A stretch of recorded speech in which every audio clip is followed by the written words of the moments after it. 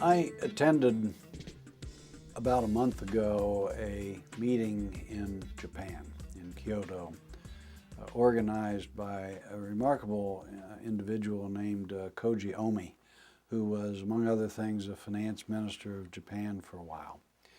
And Omi-san has been holding this annual conference on science, technology, and society, and he calls it Light and Shadow. Light and shadow, a very Japanese way of saying science can shed light, do extraordinary positive things, but it also has a dark side. It creates shadows. This is true of anything. Economic power, military power, and scientific power have a bright side, they have a dark side. We must be very aware of that. I'm a great believer that we should have as full freedom as conceivable for the human mind to explore nature and understand it. However, we have to be aware of the consequences of some of the kinds of knowledge that we are beginning to develop. And I suspect that over this coming decade or so, that we're going to face a lot of very deeply ethical questions as life science becomes more and more the basis of technology and action. We should never be afraid of learning, of discovery, but we need to be cautious as we move into new technological areas because they move so fast. You know, in the old days, you could generally develop technology. It took a lifetime, for the automobile to reach 25% of the public, whereas the World Wide Web did it in 7.5 years. So this pace doesn't always give us the time to think through before we move. And we saw that in genetically modified foods, which created a cultural furor in Europe that the people who were doing the original marketing really hadn't stepped back and thought through.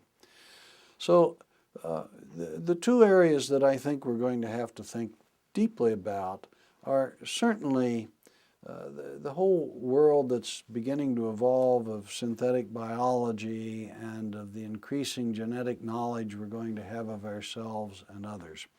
What really is going to constitute wisdom? How are we going to decide what one wants to know? How do we start thinking about things when we begin creating life forms, which we're doing? You walk up and down the halls of a place like MIT, you hear the kids talking about biohacking. That means, we are taking organisms, we are taking the stuff of life, and we are mixing it up and playing around. We're not creating monsters, but we're doing things at a molecular level that we have to think through. What's going to happen, the whole field of genetic counseling? What do you want to know? Should you know? Should you know that you've got a very high probability of having Alzheimer's later on? So I think most of the areas we have to think most deeply about are going to be driven by the infusion of life science into things that directly affect us, into medicine, into the production of materials, and so forth. At the same time, I don't want to slow that, because I believe within it lies a lot of the resolution of environmental problems and so forth, because we learned from nature to design and grow as opposed to physically manufacture materials. We can do it generally with a lot less energy, with more uses of natural materials and so forth. But we do have to think that through.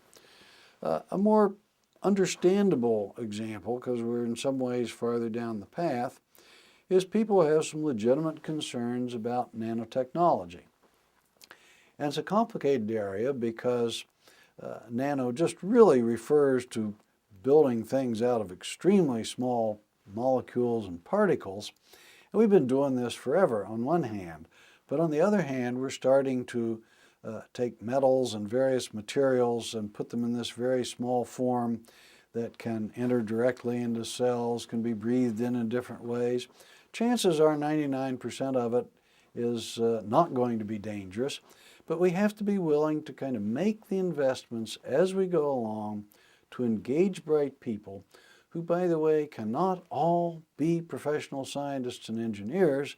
We need lay people and thinkers engaged, and just think our way through some of these issues. At the same time, I believe in boldness and I believe in taking risks. It's just that we don't want to take risks on scales and with people who don't know they're taking risk and so forth. We just need deeper thought in these newer areas because they're moving so rapidly. And I think we're going to face some really tough ethical decisions in these areas, and they're not going to all be easily resolved. And going back to something you asked about earlier, it can't just be science and engineering. We live in a democracy. We have political processes for making decisions.